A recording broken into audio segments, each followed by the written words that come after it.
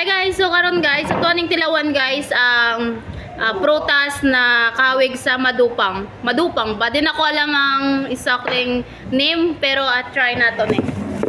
So, ako lang nagihugasan, din gitanggalan na ko siya di ani oh. Kaning murag itom-itom.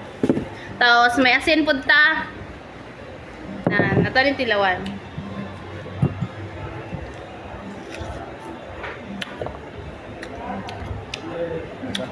Kaya siya, ang lasa niya is Styrofoam. ang ayan man, din crunchy. Crunchy. Oh, crunchy yung balat guys.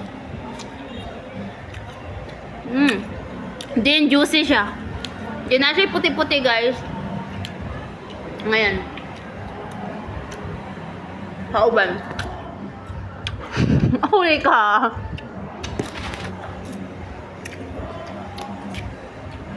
Kung saan tawag ninyo guys, dani guys. Kung bawa ninyo guys, i-comment ninyo sa comment section.